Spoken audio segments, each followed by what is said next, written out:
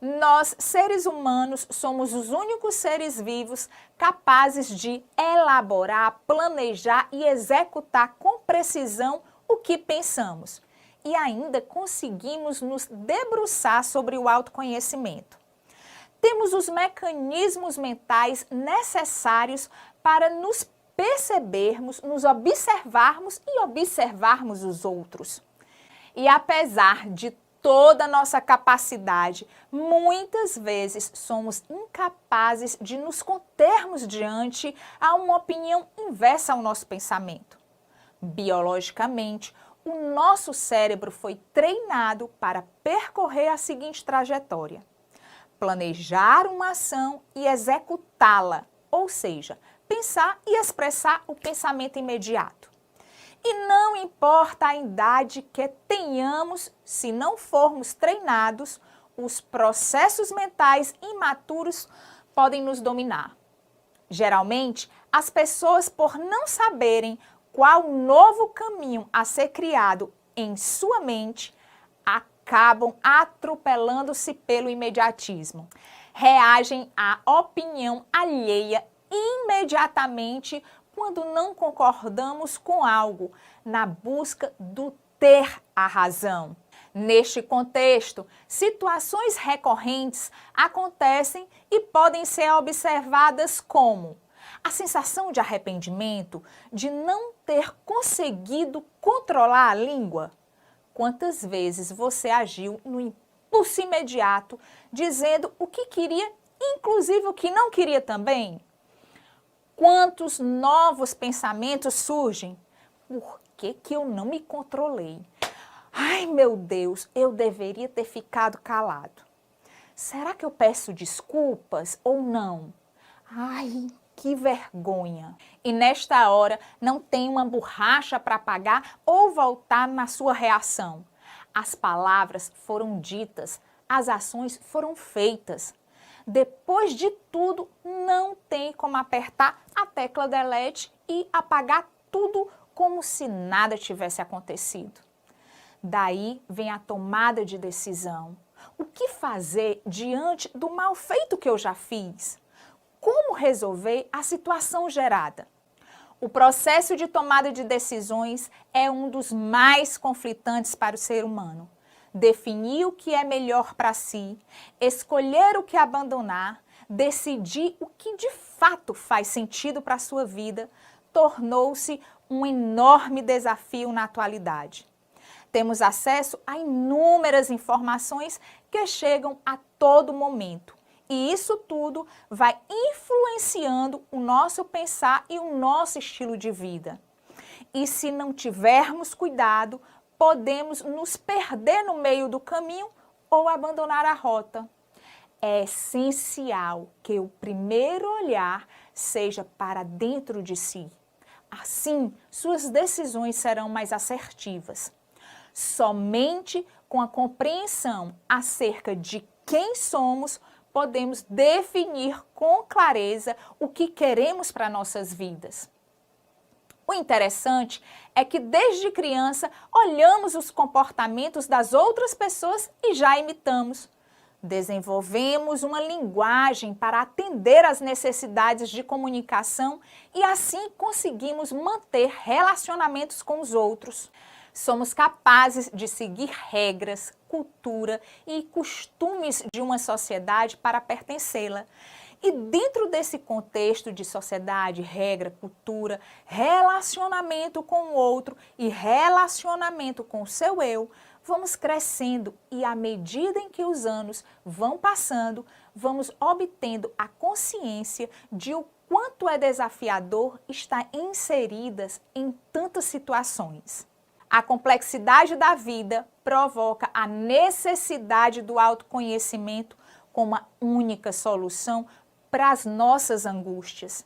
E em meio a complexidades diárias surge a ansiedade, a angústia e no furor das situações, nossas emoções e sentimentos ficam cada vez mais evidentes.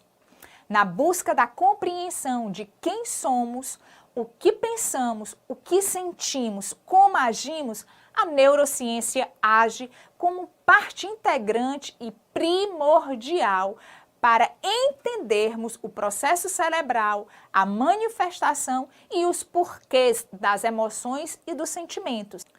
E para que a sua bússola seja ajustada, vamos agora compreender como as emoções fazem parte de você e o que de fato está ao seu alcance. Emoção é quando você recebe um determinado estímulo do meio aonde você está. Você reage a esse estímulo e, como uma resposta, é gerado um comportamento. A emoção só acontece se tiver o estímulo. Vamos ao exemplo. Você está fazendo compras em uma loja de bairro. As pessoas transitam normalmente na loja. Quando de repente todos que estão naquele local são rendidos por 3 assaltantes. Todas as pessoas que estão envolvidas na situação têm um conjunto de reações apropriadas para o evento. Desde ao assaltante, o caixa, os clientes, todos terão uma reação. Alguns vão fugir, sair do local. Outros irão querer avançar para render os assaltantes. Você já viu alguma cena assim? Neste exato momento de ameaça e perigo, o mecanismo cerebral de fuga e ataque é ativado.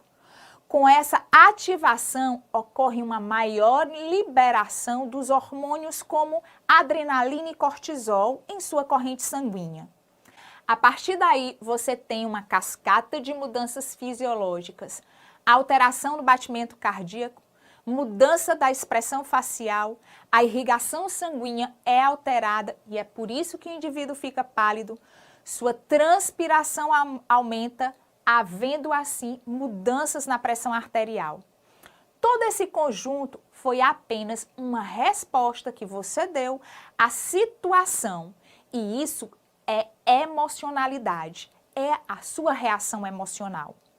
Eu separei algumas características das emoções para que você tenha um melhor entendimento. Primeira característica: as emoções são respostas imediatas diante de uma situação, acionadas pelo seu sistema de alarme e sobrevivência, ou seja, o nosso sistema límbico. Segunda característica: a emoção é uma reação automática. Nós não temos o controle sobre ela, ou seja, nós não conseguimos controlar as nossas emoções com as nossas vontades. Terceira característica: as emoções são predominantemente inconscientes. Elas são simplesmente reativas. Quer ver? Vamos supor que você esteja assistindo a um espetáculo em um circo e o leão que estava preso na jaula foge. Me diga quem é que vai controlar a sua vontade analisando toda a situação. Ninguém vai olhar para o leão e agir com racionalidade, pensando, calculando a melhor rota de fuga. Você simplesmente reage.